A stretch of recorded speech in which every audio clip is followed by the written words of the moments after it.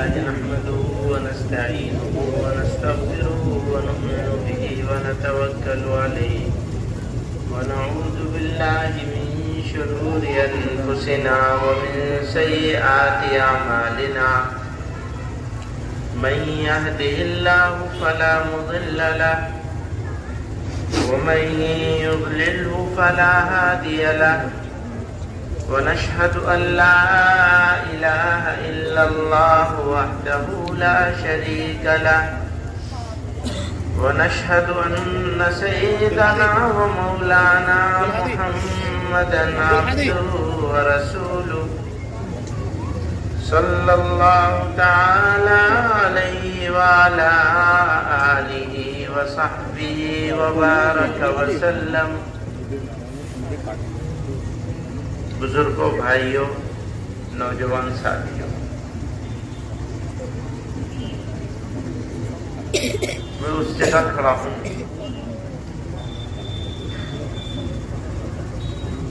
جہاں آزادی سے پہلے حضرت مولانا رشید احمد صاحب گنگوہی رحمۃ اللہ علیہ کی خدمت میں یہاں کے ذمہ داروں نے انگریزوں سے یہ کہا تھا کہ ہم ہر روز اپنی طرف سے ایک جوان دیں گے پھانسی پہ چڑھنے کے لیے. یہ وہ جگہ ہے، یہ وہ علاقہ ہے. اس ملک کی آزادی کے لیے یہ علاقہ، یہ سرزمین اور ہمارے اکابر، ہمارے آپ کے اکابر بے شمار قربانیاں دی.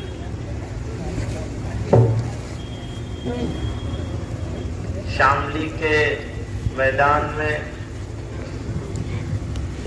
انگریزوں کو لوہے کے چنے چبوائے،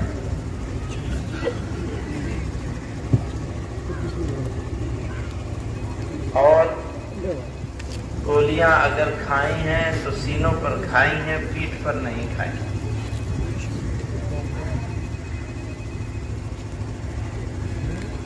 بے شمار قربانیاں دے کر پشاور کے قصہ خانی بازار سے لے کر مدینہ پور تک اس سرزمین کا کوئی ذرہ ایسا نہیں ملے گا جہاں مسلمانوں نے اور علماء کرام نے اپنی قربانیوں کے بے شمار نقوش نہ چھوڑے. اس سرزمین کو اپنے خون سے لالہزار بنا دیا.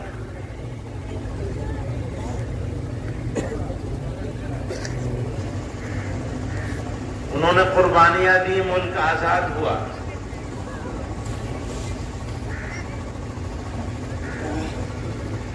لیکن اگر ہم مسلمان ہیں تو اس بات کو ہمیشہ یاد رکھا جائے کہ اگر مسلمان ہیں تو امتحان دینا ہی پڑے گا. حسب الناس ان يتركوا ان يقولوا آمنا وهم لا يفتنون. کہ تم ایمان کہتے ہو، ہم اللہ پہ ایمان لے آئے، اور یہ سمجھتے ہو کہ تم آزمائے نہیں جاؤ گے.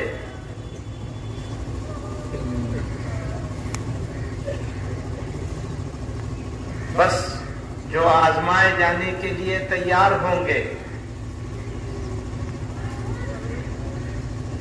جو اللہ تعالیٰ پہ ایمان رکھتے ہوں گے، جن کے دل میں یہ آرزو ہوگی کہ اللہ تعالیٰ اس آزمائش سے ہم کو پرے نکال دے، وہ کامیاب ہو جائیں گے.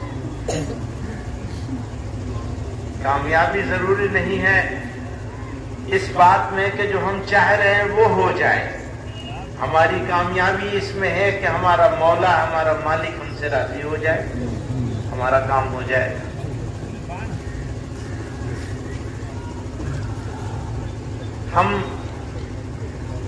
ہمیں سب کچھ منظور ہے،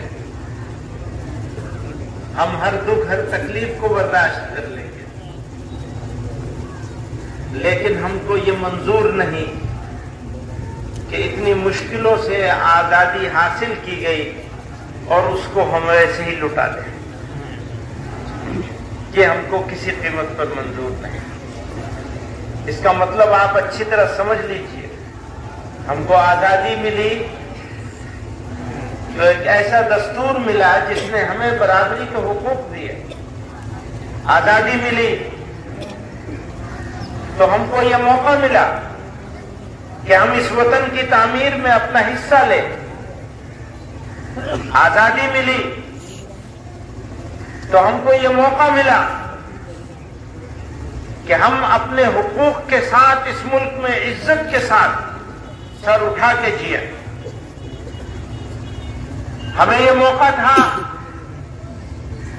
ہم جا سکتے تھے، لیکن ہم نے اس وطن کو، اس ملک کو اپنے رہنے کے لیے اپنے اختیار سے، اپنے فیصلے سے قبول کیا۔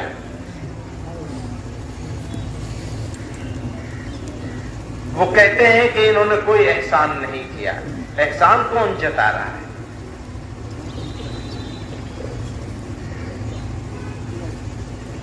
آپ کے صوبے کا وزیر اعلیٰ کہتا ہے کہ اگر رکے ہیں اس ملک میں اپنے فیصلے سے تو کوئی احسان نہیں کیا۔ لیکن ہم یہ بتانا چاہتے ہیں، ہمارے پاس موقع تھا جانے کا، ہم نہیں گئے، تو ہم تم سے زیادہ قریب ہیں اس ملک کے۔ تمہیں نہیں موقع تھا جانے کا، تم نہیں گئے تو تم نے کوئی کمال نہیں کیا۔ موقع تھا، ہم نہیں گئے، ہم نے کمال کیا ہے۔ ہم بتانا چاہتے ہیں کہ اس وطن سے، اس سرزمین سے ہم کو محبت ہے۔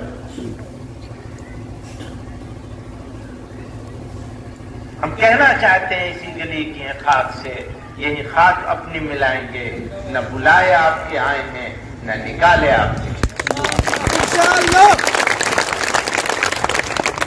ہم آپ کو یہ بتانا چاہتے ہیں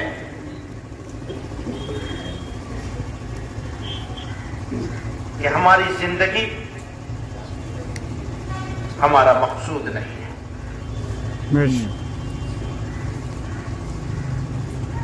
ہماری زندگی ہمارا مقصود نہیں ہے۔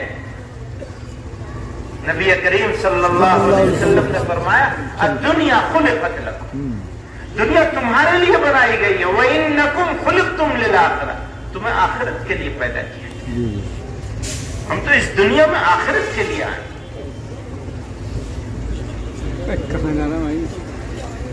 تو کوئی اپنے طاقت کے نشے میں بدمست ہو جائے تو وہ یاد رکھے کہ طاقتیں ہمیشہ رہتی نہیں ہیں۔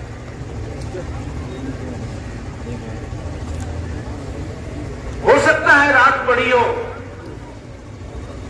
لیکن سویرا تو ضرور ہو انشاءاللہ۔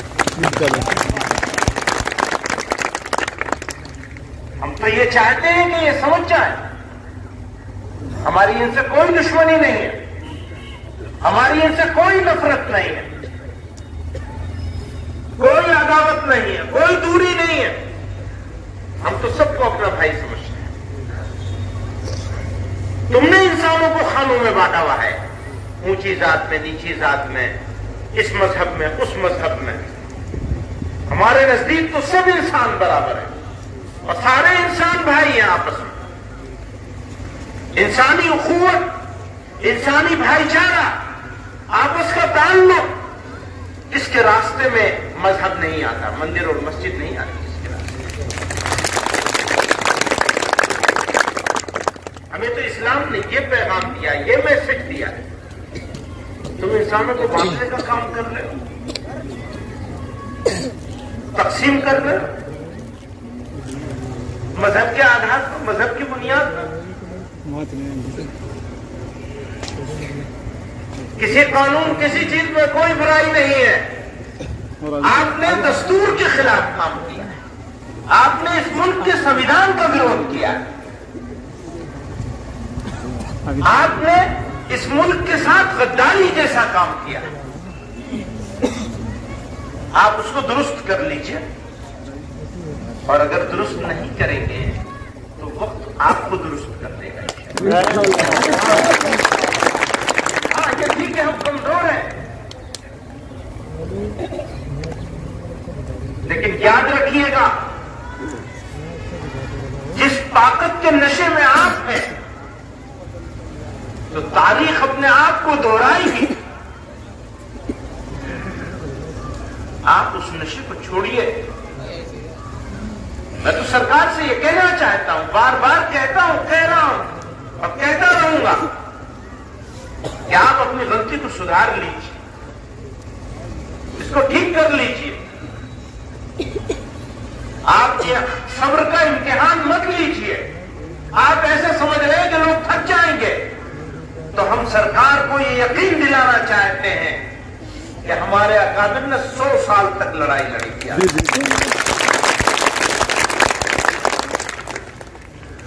تمہاری عمر تو چند سال بھی نہیں ہے. تو تیر آزما، ہم جگر آزما. بزرگوں اور دوستوں، 3 باتیں ہیں. ایک بات تو یہ، اس ملک میں رہنے والا مسلمان اچھی طرح سمجھ لیجئے اس بات کو.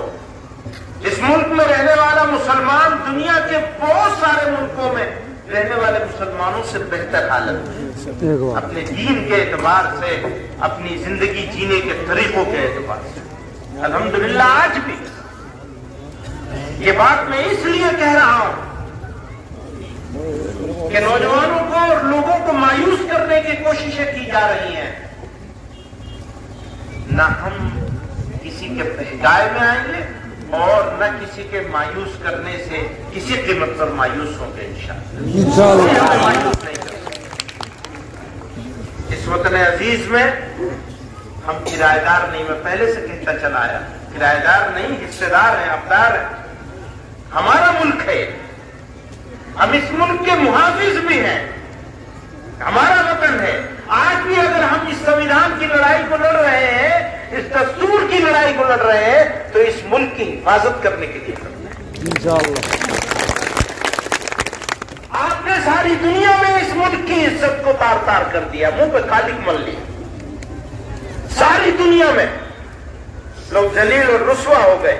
یہ ملک کی آج تک ملک کے خلاف، میرے ملک کے خلاف، بھارت کے خلاف آج تک کبھی بھی اس طرح سے لوگوں نے قراردادیں پاس نہیں کری تھی جیسی آج ہو رہی ہے ساری دنیا.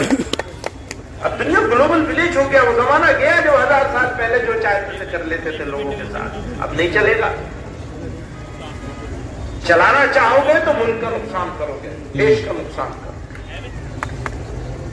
یہ دیش کی لڑائی، دیش کی ایکتا کی لڑائی، دیش کی اکھنڈتا کی لڑائی ہے، دیش کی طاقت کی لڑائی ہے.